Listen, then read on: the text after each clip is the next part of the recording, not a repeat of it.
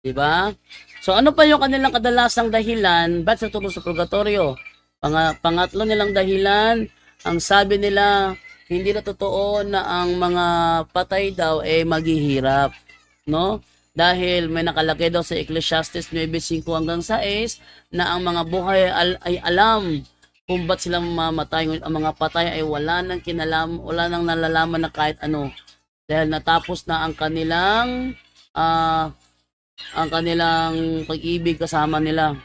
Ito yan, totoo na ang tao pag namatay lilibing, wala nang alam yung kanilang katawan, pero yung kaluluwa may alam yun. May alam yung kaluluwa. Naalala niyo yung parable of Lazaro tsaka yung mayaman? Hindi ba? Sila ay kapwa namatay, kapwa ay nilibing, pero pagkatapos ng nangyari sa kanila, nakapagsalita pa. Ano yung nagsasalita? Katawan ba yun? Katawang lupa ba yung nagsasalita na yon? O yung kanilang mga kaluluwa? Sabi ni Kristo, huwag niyong katakutan ang makakapatay ng inyong katawan at hindi ng inyong kaluluwa. Ba't yung nasabi yun? Kasi nag-usap sila doon sa kusina ni Simon Pedro. Kaya, ibig sabihin ba, guro, is may darating ba panahon na mamamatay tayo? Papatayin tayo? Sabi naman ni Kristo, huwag niyong katakutan. Kasi natakot si Santiago Laki. Meron sa dalawang Santiago sa kanilang grupo, si Santiago Laki at si Santiago Luit. Sabi niya kay Santiago Laki, kasi si Juan Bautista kasi hinuli rin, pinugutan ng ulo. Kaya yun, mamamatay rin ba tayo gaya sa nangyari kay Juan? Sabi ni Kristo, huwag niyong katakutan ang pumapatay ng katawan. Hindi naman nakakapatay ng kaluluwa. So ano yung sinasabi doon na natapos sa loob ng libingan, ng kanyang pag-ibig, kanyang unawa, kanyang isipan? Ang tutukoy doon? Yung katawang lupa. Pero yung kanyang kaluluwa, buhay yon. So yung kaluluwang yon, yun ang maghihirap pagdating ng panahon. Tandaan nyo buhay ka. Sinugatan mo yung sarili mo, hiniwa mo, di ba, ang sakit-sakit? Kasi nararamdaman ng kaluluwa mo yun eh. Pero kung patay ka, hiwain yung katawan mo, may nararamdaman ba ang katawan mo? Wala. Ang nakakaramdam yung kaluluwa mo. Yung pag nasugatan ka, sobrang sakit. Sabihin, kasama ng katawan mo ang kaluluwa mo. Eh kung mamatay yan, sugat-sugat mo yan ng maraming beses. Kahit putulin mo yung kamay na yan, hindi magre-react yung katawan kung wala na doon ang kaluluwa. Naintindihan nyo yun? Oh. Hindi na makakaramdam yun. Wala na doon ng kaluluwa eh. Ibig sabihin yung kaluluwa ang siyang makakaranas ng paghihirap. Hindi totoo yung mga paratang nila na hindi na totoo na, na magkakaroon ng paghihirap pagkatapos ng kamatayan. Meron. At ikaapat nila na dahilan is ang paghihiganti at ang pagparusa ay mangyayari lamang pagkatapos ng araw ng paghuhukom. Pero wala pang hatol, wala pang paghuhukom dahil hindi pa nakakabalik si Kristo. Dahil siya ang pinili ng Diyos upang hatulan ng mga buhay at ang mga patay. Kaya ang sabi nila, wala pang paghahatol na may nakapunta ng langit o ng impyerno, lalo nang walang nakapunta sa purgatorio. Yun ang kanilang mga reasoning. Ang sagot natin dyan, kung ayaw nyo maniwala, bahala kayo sa buhay nyo. Bakit? Totoo may nakapunta na ng langit. Meron ba? Meron. Hindi ba si Elias, nakapunta ng langit si Elias? Oh. Di ba inakit sa langit? May nakapunta na ba ng langit? Yes. Nakapunta ng langit. Ano pa? Doon naman sa Revelation, may mga pinatay. Sabi nila, Panginoon, kailan mo ba gagantihan yung mga taong pumatay sa amin? O, nasan ba nangyari yon? Di ba sa dambana ng Panginoon? Nasaan ang dambana ng Panginoon? O, alam nyo na ang tamang sagot doon. Okay, so yun ang nangyayari doon. So may talagang nakapunta ng langit. Eh, how about the impyerno? May nakapunta na ba? Sa Biblia, walang binabanggit. Walang binabanggit sa Biblia. Pero may pahiwatig si Kristo sa kanyang parabola. Sa kanyang parabola, yun ang napuntahan nung mayaman na hindi man lang tumulong kay Lazaro. Marami siyang pera. Niya tinulungan, hinayaan niya si Lazaro na ganun. Nilalangaw yung sugat. Niya tinulungan. Oh. Siya ay napunta sa isang lugar na sobrang init. Sobrang init, no?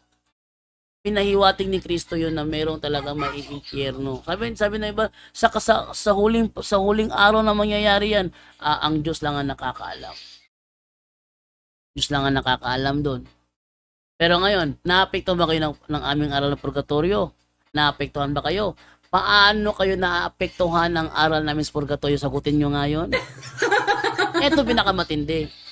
Sa Biblia, may sinasabi sa Biblia na, eto, basahin natin na sa unang Pedro ba yun?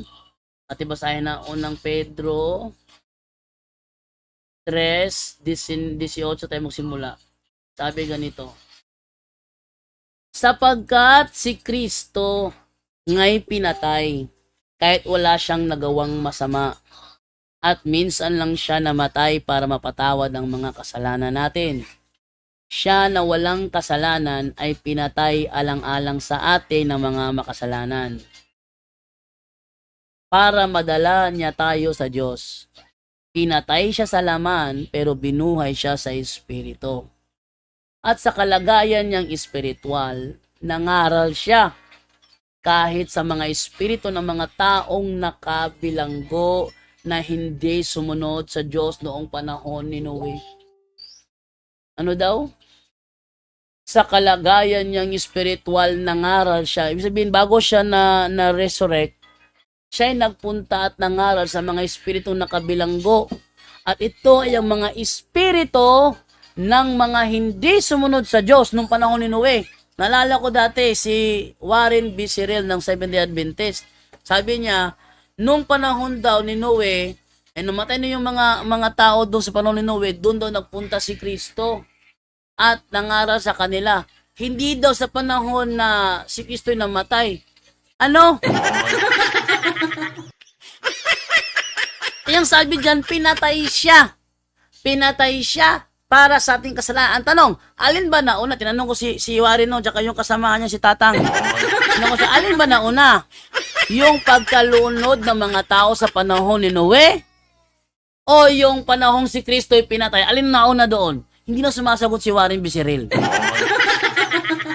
Ha? Ay, nauna doon.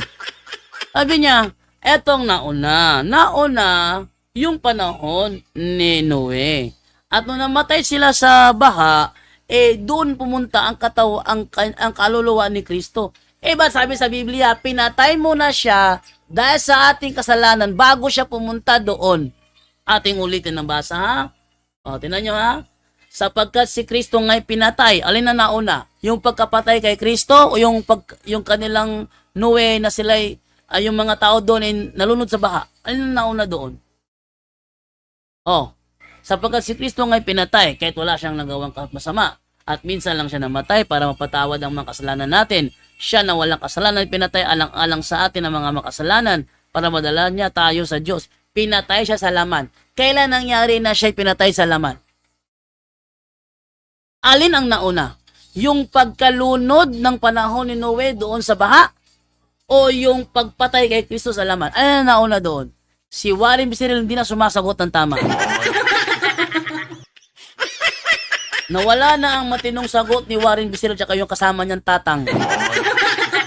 Nahirapan siya sa tanong na yan. Pinatay si Kristo sa laman, pero binuhay siya sa espiritu. At sa kalagayan niyang espiritual. Bakit? Kasi siya ay muling binuhay sa espiritu. At sa kalagayan niyang espiritual, nangaral siya. Kailan siya nangaral? Matapos siyang buhayin sa espiritu. Doon siya nangaral.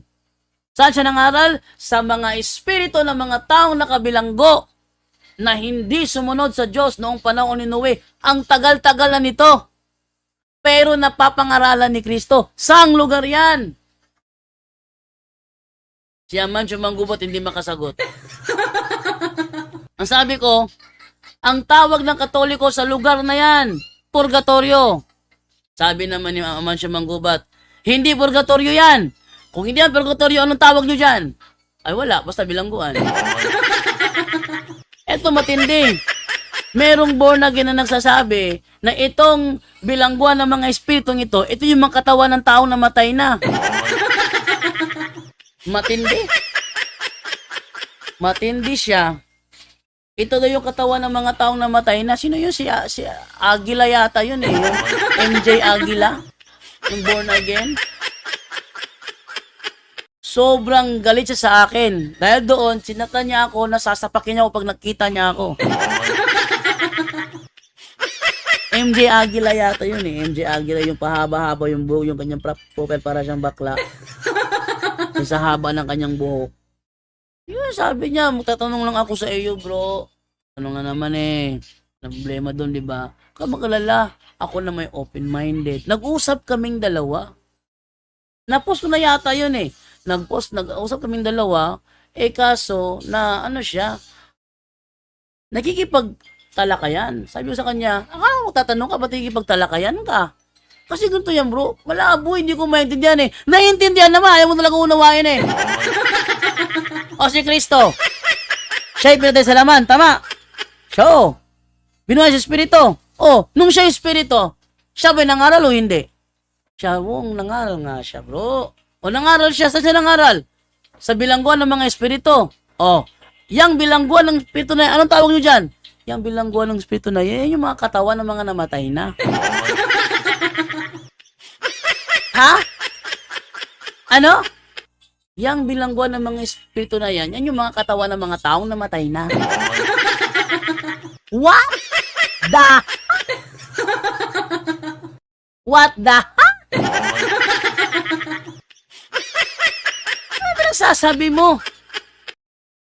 Kaninong katawan sila nagtipon? Kasi siya ay nangaral sa mga espiritu ng mga taong nakabilanggo.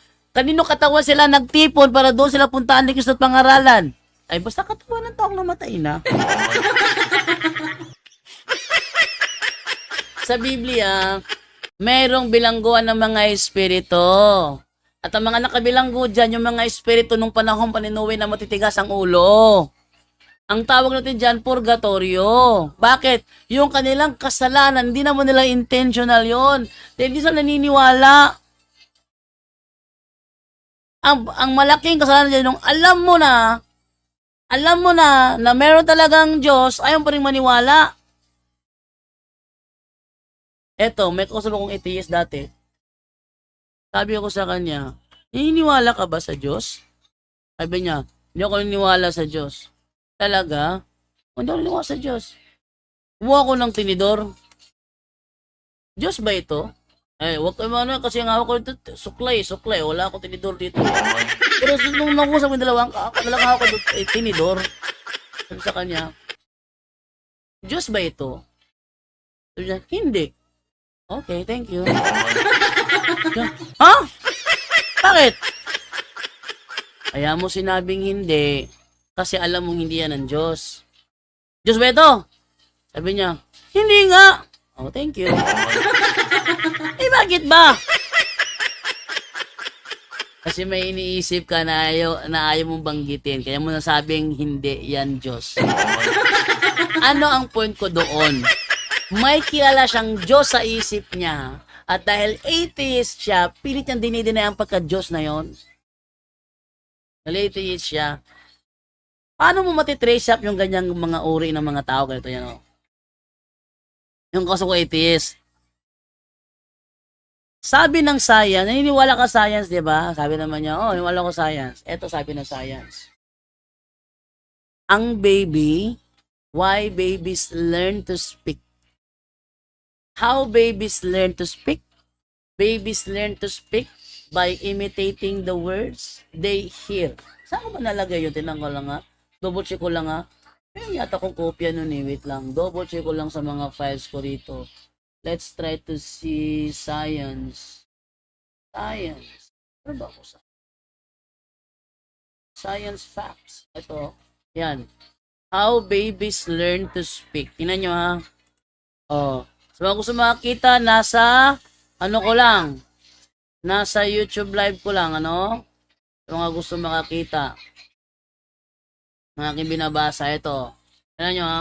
Ito sabi ng science, walang atheist na kukontra dito eh. Walang atheist kukontra dito. Sabi ganito, babies learn to speak by imitating the sounds they hear around them. So the more you talk to your baby, the faster they will acquire speech and language skills. Many adults use a special tone of voice when talking baby talk. A high-pitched voice with exaggerated expression. Ano daw? Babies learn to speak by imitating the sounds they hear around them. Ano mangyayari sa bata na ipinanganak na walang naririnig? Ipinanganak na walang naririnig.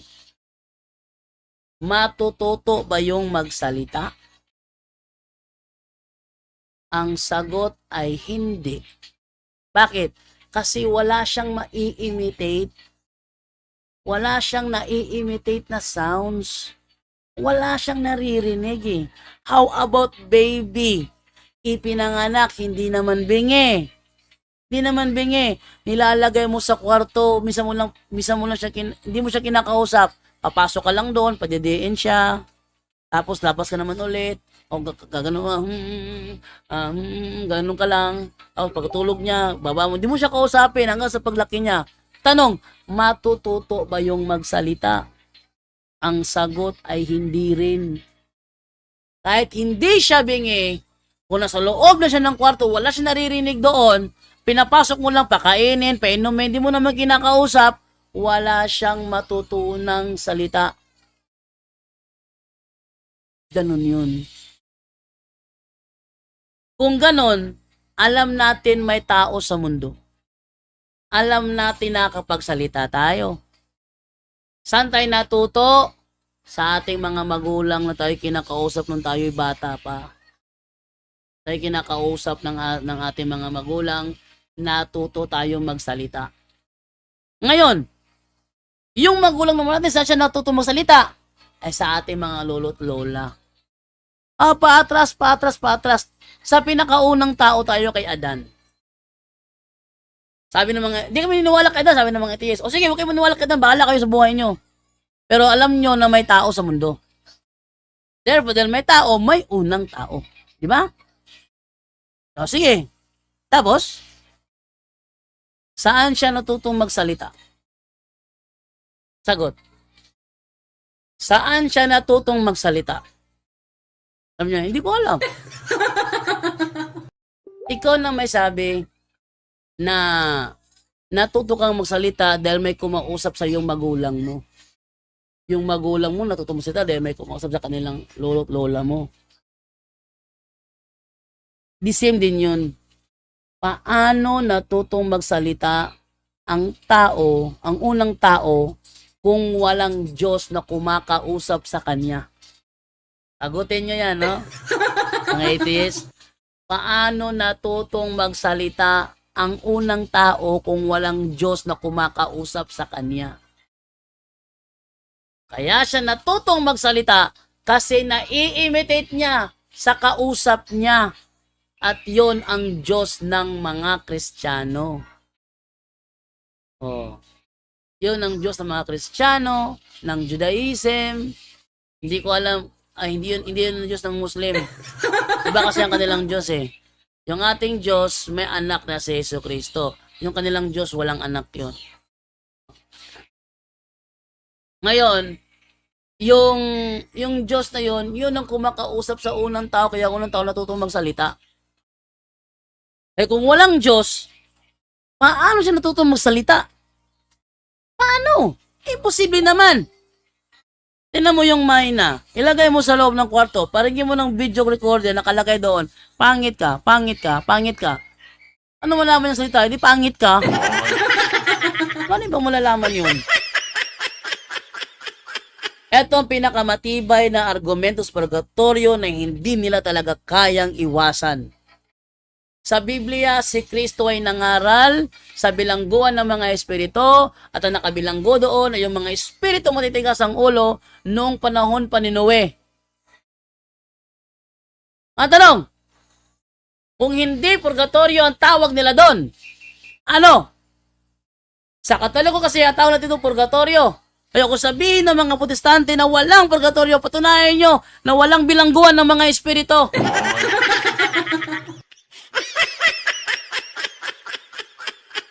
Kung talagang walang purgatorio, patunayan nyo na walang bilangguan ng mga espiritu. Bakit? Yung bilangguan ng mga espiritu yon ang tinatawag natin purgatorio. Yan sa mga kukontrol ng Protestante dyan. Kung walang purgatorio, ano ang tawag nyo sa bilangguan ng mga espiritu? Alam nyo ang totoo dyan? Ang totoo dyan, kinokontra ng mga Protestante yung salitang purgatorio dahil ang reason nila walang mababasa sa Biblia. Kung walang mababasa sa Biblia, di patunayan mo sa akin na wala rin yung bilangguan ng mga espiritu. Kasi kung nandyan yung bilangguan ng mga espiritu, therefore, meron ngang purgatorio dahil yun ang pinangalan ng purgatorio. Diba? Sabi ni Efren pala niya sa Diyos na tututong magsalita sina Adan at Eva, bro. Kasi malapit pa sa tao ang Diyos noon. Lalo nung di pa magkakasala ang tao. Ang tao, bro. Yun. So, ibig sabihin, tama ako, di ba? Sabi ni Ian Montejo, Brad Calix, 35 years na pastor, karon Katoliko na. Wow! Gusto ko ito. Yan. So, yan ang aking point. Kung kukontrahin nila ang purgatorio, kontrahin nila ang bilangguan ng mga espiritong binabasa natin. Dahil kahit tanggapin man nila o hindi, yung bilangguan ng mga espiritong yun ang pinangalanan nating purgatorio. Ha? Halimbawa ganito. Si Adan binigyan ng mga hayop ng Panginoon. At siya ang nagbigay ng pangalan sa mga hayop. Ang tanong, doon sa hayop na binigay kay Adan at Eva, na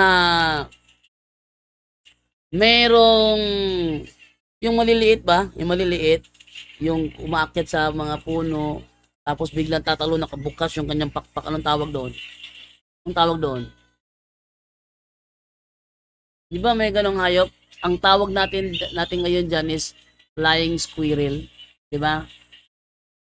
May hayop na ganong umaakyat, tatalon bigla, pagtalon nakabukas yung kanyang kamay at paa.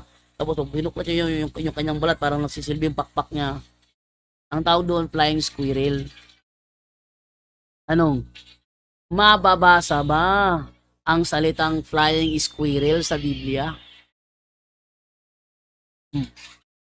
Mababasa ba sa Biblia ang salitang flying squirrel? Di ba hindi? Ibig sabihin ba, walang hayop na flying squirrel?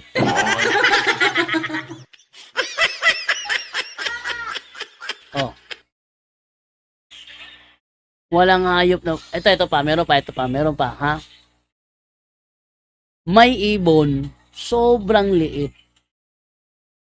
Isa yun sa mga hayop nung panahon ni Adan at ni Eva, na binigyan niya ng pangalan. Pero walang nakalagay sa Biblia kung anong binigay niya pangalan doon. Walang nakalagay sa Biblia. Sa ating panahon, ang tawag natin doon is hummingbird. Hummingbird. Ibig sabihin ba, pero wala sa Biblia ang salitang hummingbird is walang hummingbird?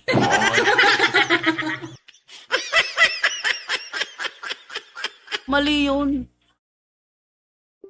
Mali yun. Ang reason nila, hindi kami naniniwala kasi walang mababasa. Pag binigyan mo lang mababasa, maniniwala na ba? Hindi rin eh. Hindi rin maniniwala. Para ba yung si MJ Aguila na nakausap ko. Maniniwala lang daw siya pag may nabasa sa Biblia, binasa ko. Hindi pa rin naniwala. Kinontra pa nga ang Biblia eh. Kinontra pa. Meron bang mabasa sa Biblia na purgatorio? Meron ba? At basahin natin. Salitang purgatorio. Eto, tayo sa Bible. Bible tayo sa Bible. Bible tayo sa Spanish Bible. Spanish. La Sagrada Biblia. Eto.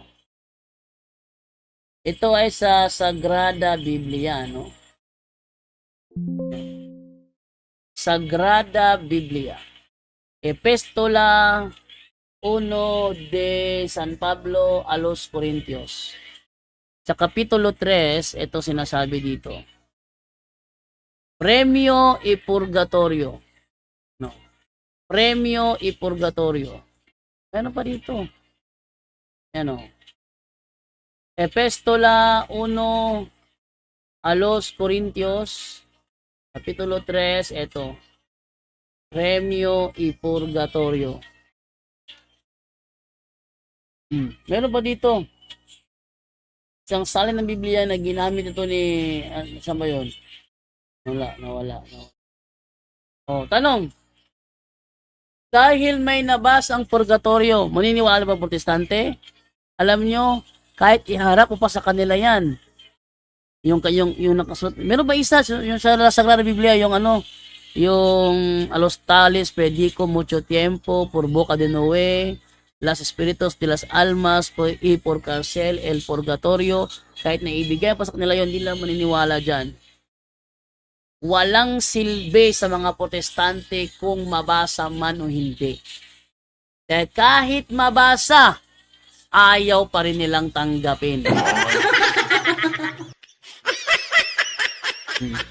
Kahit mabasa, ayaw pa rin nilang tanggapin.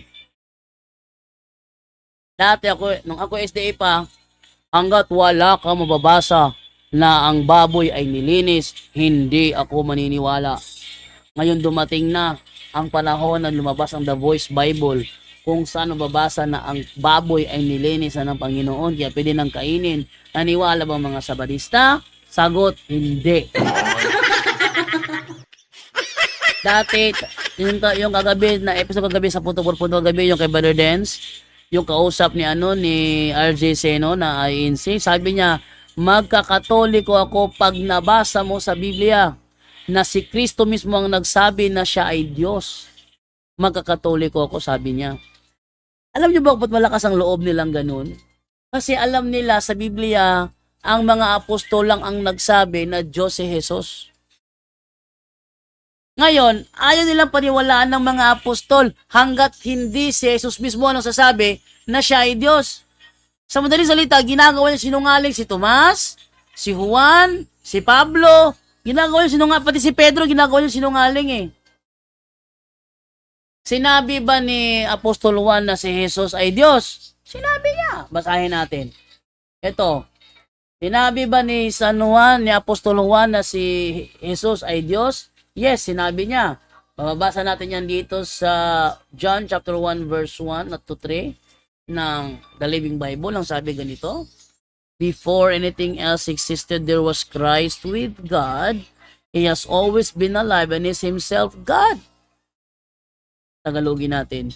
Bago pa nilikha ang lahat ng bagay na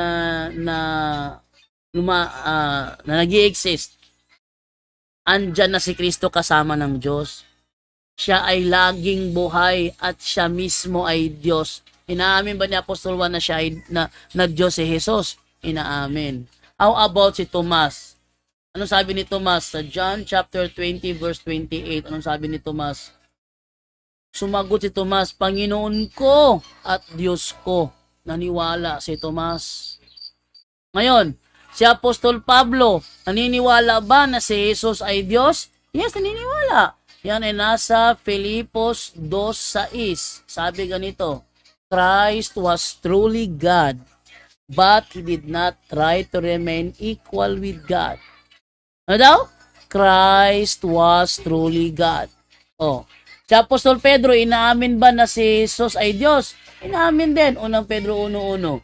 Mula kay Pedro, isang apostol ni Jesucristo, sa mga hinirang ng Diyos na ipamayan sa mga lalawigan ng Ponto, Galatia, Cappadocia at Bithynia, Ito yata yun sa ano yata yun sa 2 Pedro 1:1.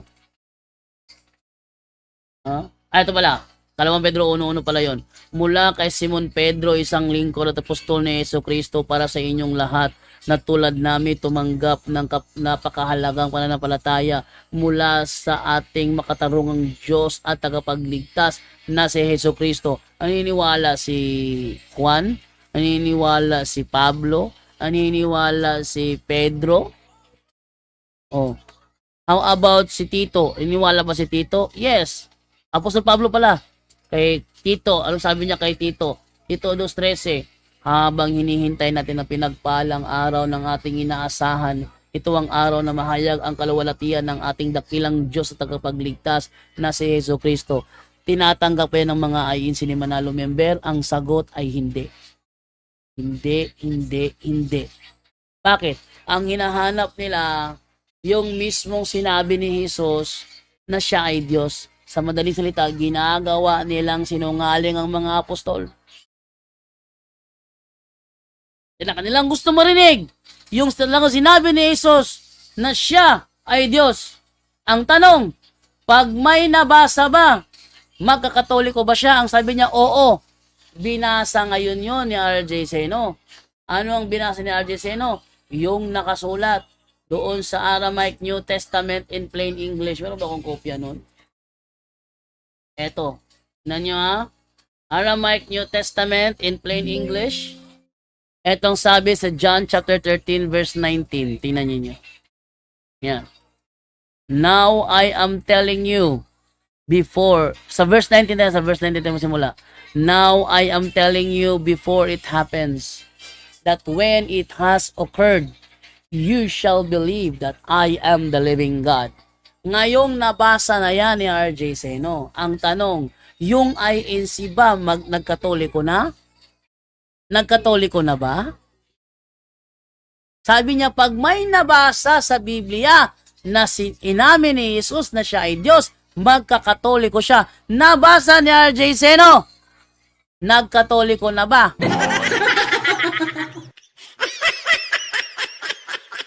Nagkatoliko na ba? Ha? Ang sagot, hindi. Bakit? Sinungaling yun eh.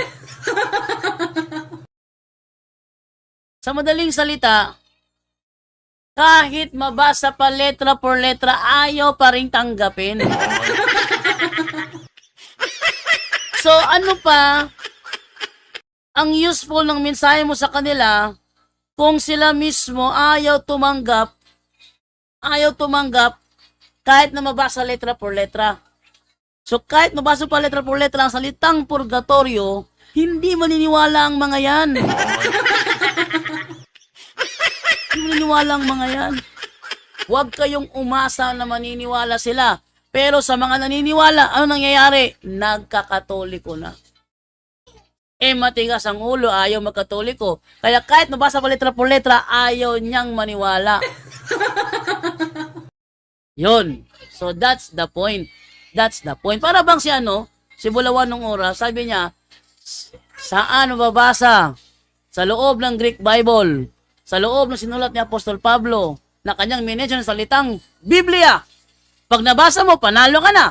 Pag hindi mo nabasa, panalo ako. Nabasa ko. Anong sinabi niya? Asan dyan yung pangalang Pablo?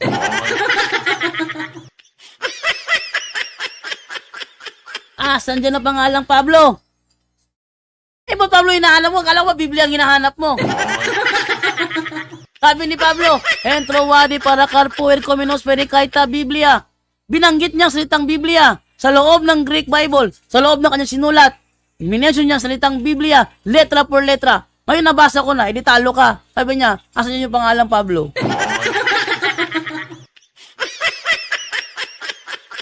Yeah, useless.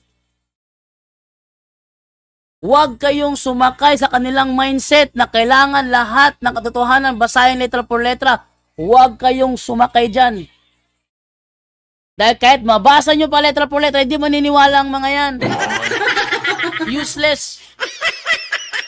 Useless. Patunayan nyo na lang. Sa Biblia, may bilangguan ng mga espiritu. Anong tawag nyo dyan? O sila pa sagutin mo. Anong tawag nyo? Sabi niya, ba, purgatorio ba yan? Sabihin mo, yan ang aming pinangalan ng purgatorio. Yang bilangguan ng mga espiritu, yan ang aming pinangalan ng purgatorio. Kung tutol ka, anong tawag nyo sa lugar na yan? Sila pa sagutin nyo. Dahil yan ang pinangalanan kong purgatorio, at kung mali ang purgatorio, mali din yan. Huwag mo sabihin sa akin, ang pangalan nga mali, yung pinangalan hindi mali. Halimbawa, itong bagay na ito ay tinatawag kong remote control ng TV ko. Itong bagay na ito ay tinatawag kong remote control. Sabihin niya, nasa Biblia ba ang salitang remote control? Wala sa Biblia. Ay di totoo may remote control. Kung hindi totoo ang remote control, anong tawag mo dito? Kanya, dumali ko sa'yo. Hindi nagigiba ang stand mo. Hanggat nasa Biblia ang bilangguan ng mga espiritu, hindi nagigiba ang stand natin na yung lugar na yan ay ang pinangalanan natin purgatorio. Sabi nila, lugar? Lugar? Oh, saan ang address niyan?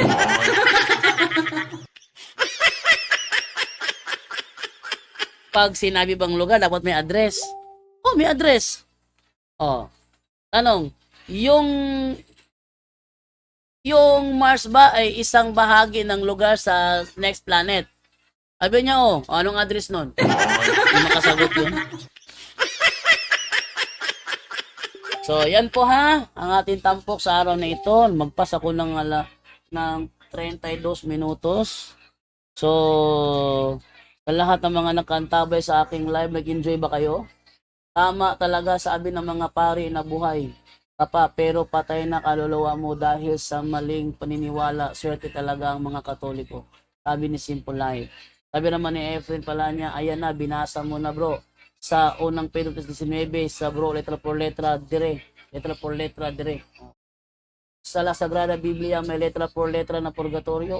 A los tales, pwede ko mucho tiempo, por boca de Noe. Ano yung kalugtong nun? Las espiritus, las almas, por cárcel, el purgatorio. Hindi ko memorya yung linyang yun eh. Hindi ko memorya yung linyang yun. Kasi meron ako dating kopya noon, napaserox ako ng kopya na yon. Ang nangyari, si Danny Cogtas, nang hiram ng mga references ko, pinaserox niya, pati ba naman yun, dinala, at hindi pinalitan. So, wala sa mga files ko ngayon. Kaya nga pa, may nag-request sa akin, bro, pwede ba ako paserox sa mga referensya mo? Dalawang isip na ako. Kung pwede lang, picturean mo na lang. Kasi pag pinasa mo kasi, baka mawalan. Maliban na lang kung ang Xerox mas nasa loob ng aking office o ng studio.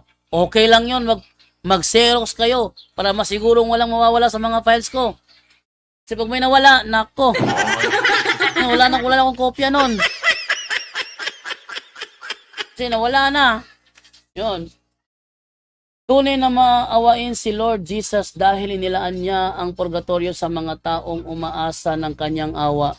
Umaari lang mga kapuntos is pagsikapan nating makamit ang plenary indulgence.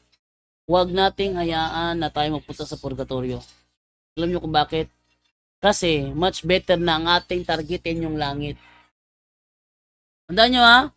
Ang ating dapat targetin yung langit. Doon sa akin na parang pelikula The Chosen, si Zebedeo. Ibibitan na niya yung kanyang bangka, yung kanyang hanap buhay na pangingisda, talikuran na niya. Sabi naman nung kasausap niya, ano? Yung bangka, bibenta mo? Oo. Anong gawin mo sa pera? Kailangan ng ministry ng pera eh. Benta ko yung bangka ko. Ikaw, anong trabaho mo? Ang kailangan ko trabahuin, yung sa langit. Hindi dito. Yung sa langit kailangan ko trabahuin. Mga kapuntos, ang point si video doon is targetin natin na makapunta ng langit. Handaan nyo yan ha? Targetin natin na makapunta ng langit. Dahil kung sakaling bumulilyaso tayo sa ating target, malamang tayo'y malaglag sa purgatorio. Huwag niyong hayaan na purgatorio lang tayo. Baka mabulilyaso, diretso impyerno. Diba? Much better. Pangarapin natin. Sabi ni Kristo mag-ipon kayo ng kayamanan sa langit. Dahil kung nasaan ang inyong kayamanan, nandoon ang inyong puso. Tama ang sinasabi ni Kristo yun. Kung nasaan ang kayamanan mo, nandoon ang iyong puso. Kaya much better na ating pangarapin na makapunta ng langit. Hindi ko alam kung ako lang bang may pangarap nito.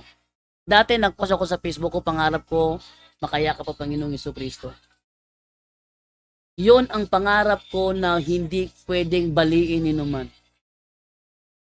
Yun ang natatangi kong pangarap. Dumating yung araw, makayakap ko ang Panginoong Jesucristo. Pangarap ko yun. Yun ang natatangi kong pangarap sa buong buhay ko. Dumating ang Panginoon, makasama niya ako, mayakap ko siya. Mayakap ko siya, katawan sa katawan. Talaga nahahawakan ko talaga siya. Yun, napapaluhan na naman ako. Okay.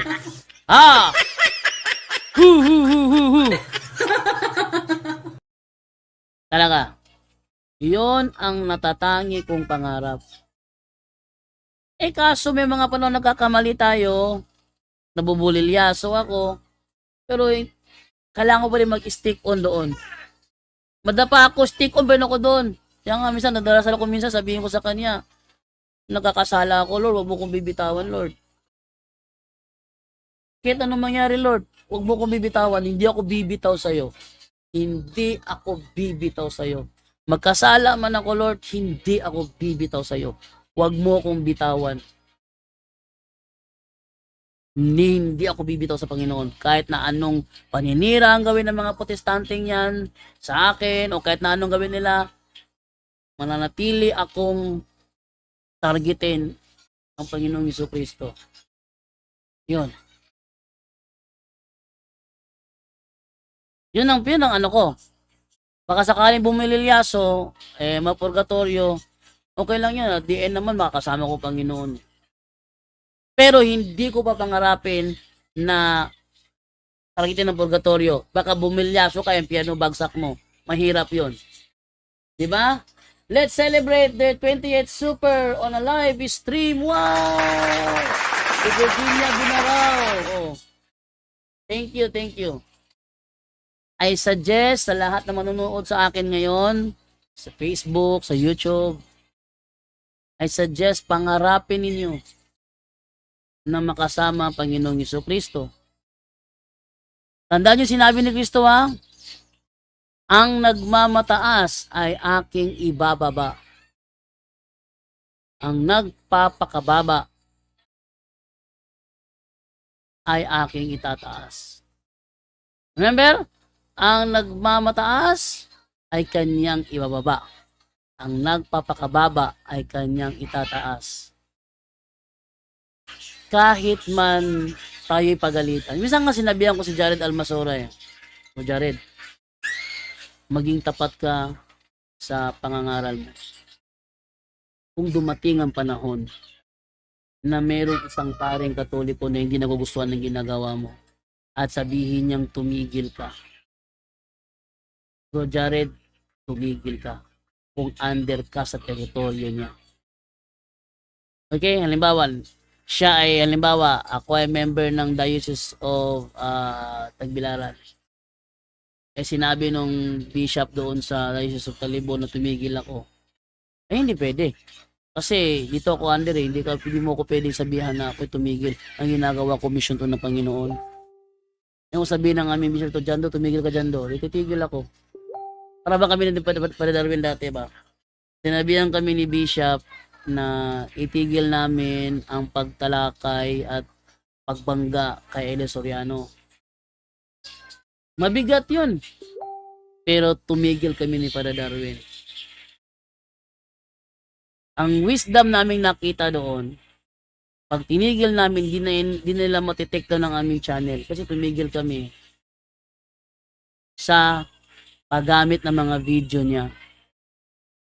Ano ngayon ginagawa ko ngayon? Ginagamit ko na lang siya pero pa-slight lang.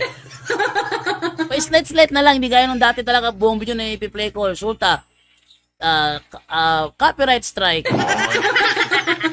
Copyright strike. Ako nga naligaw minsan nung naalay ako ng reyna ng nung naalay ako ng reyna ng Muslim na albularyo. Doon ako gulat, nakita ko si Jesus Christ na nakabitay sa cross at umiiyak sa harapan ko. Doon ko napatunayan na laki sala ko. Ako, wag mag-ingat kayo sa mga ganyan mga vision, ano? Basta, yan na lang ha. At ipapaalala ko na yung ating mixer muli ko nang naikabit sa kaya yung aking microphone nag-iiba rin ng ang boses ko dito kaya ng mga nakalang araw na masyadong malinaw. Ngayon, ang aking boses sa microphone is para pang naiipit, para bang ganun. Yun ay dahil sa ibinalik ko na yung dating mixer kung saan maaari na kayong tumawag sa akin sa aking cellphone number pag meron kayong tanong na may kinalaman sa aking ipinapangaral. O sa punto por punto during night. During night sa punto por punto, pwede kayong magtanong via Zoom meeting, Zoom app, or WhatsApp, or Messenger call kung friend kita sa Facebook, or direct sa cellphone number ko. Naibalik ko ng dating mixer kaya pangit yung boses ko ngayon, pero ito naman ang tanging paraan para ma-connect ko yung audio nyo sa computer. Ito lang ang tanging paraan para ma-connect ko yung audio nyo sa computer. Pag tumawag kayo sa number ko, maririnig sa live ang boses ninyo. Okay? So, alas 11:42 na, lagpas na ako ng 42 minutes. So, hanggang dito na lamang po ako sa inyo. At mamaya pa lang mga alas 3 ng hapon. Papalala ko ha, mamayang alas 3 ng hapon muli akong magla-live. Muli ako magla-live mamayang alas 3 ng hapon dahil may debate si Brother John Paul ako dili. May debate siya at ako ang moderator. Ang kalaban niya sa Badista. Bisaya yun ha, Bisaya yun. Sa mga Bisaya lang dyan. Yung mga Tagalog di makitinding Bisaya, pasensya na po kayo dahil di mo naman mag-Tagalog si John Paul. Totoo lang kayong mga taga-puto por punto ang nagpatino sa akin. Nalaman ko kasi ang totoong aral ng Katoliko. Natakot ako may impyerno dahil sa mga payo ni Bro Angel at si Doc Gonzalo Ditsing. O si Dr. Dino. Si Doc Dino, doktor sa mata yun. Yan, kung meron kayong problema sa mata nyo, si Doc Dino ang tawagan ninyo, okay? Doktor sa mata yun. Okay, paalam na po sa inyong lahat. Kailangan ko na mag-prepare para sa absent ako bukas ha. Paalala ko lang ha. Wala akong live bukas. Wala akong sa punto por punto. Mga ilang araw yan simula bukas. Wala ako. May lakad ako. May lakad kami ng kapatid ko. Okay? At pupunta kami doon sa Negros. Doon sa bahay namin sa Negros. Dahil yung tiyahin ko, sabi niya, may nakita siyang marami sa bahay. Hindi ko alam kung ango-ango lang ba yon o di kaya ay mga multo. So ako'y muli magbabalik doon at i-deliverance ko yung bahay namin doon sa Negros, Sambuanguita. Kasi taga Sambuanguita ako yung pupunta doon this coming mga days, no? Para i-deliverance yung bahay namin doon sa Sambuanguita. Okay, yan ang gagawin ko pagdating ko doon. So, wala ako starting bukas, Saturday or Sunday. Hindi ko alam kababalik. Dahil pupuntahan ko yung bahay namin doon sa Sambuanguita para ma-deliverance ko. Okay, maraming salamat po sa inyong lahat. At blessed morning po sa lahat. Nakakatakot naman talaga ang may impyerno sa mga taong hindi nakakaalam. Sana makaalam na hindi pa huli ang lahat po. O kahit tayong mga nakakaalam na, eh may possibility pa rin tayo pag hindi tayo nagmatino. Kaya, hanggat maaari, magpakatino tayo. Kung nagkasala man tayo, ikumpisa natin yan. Be humble. Be humble. Tataas ka ng Panginoon. Be humble. Sabihin mo sa pari lahat ang kasalanan mo. Tatawaran ka ng Panginoon. Dahil yan ay tanda ng humbleness. Okay? So, maraming salamat po. At kailangan ko na talaga magbabay sa oras na ito. Sa manonood dyan sa aking live sa Facebook. Okay lang ba yung audio ko dyan? Okay lang ba? Ingat sa lakad nyo, Bro JD. Wala ako ha. Tandaan nyo yan ha. Wala ako this coming tomorrow, Saturday and Sunday, or malalaman nyo lang kung pag nandyan na ako kasi magla-live ako sa YouTube ko. Okay, malalaman nyo lang pag nandyan na ako pag nag-live ako sa YouTube ko. Nakabalik na ako sa studio, it means nagla-live na ako sa YouTube ko. Sa ngayon, hanggang dito lang ako, o mamayang gabi, bukas absent na ako. Kaya pagkatid ko kay alis na ulit ako. Okay, paalam na po sa inyong lahat. To make his message known is our responsibility.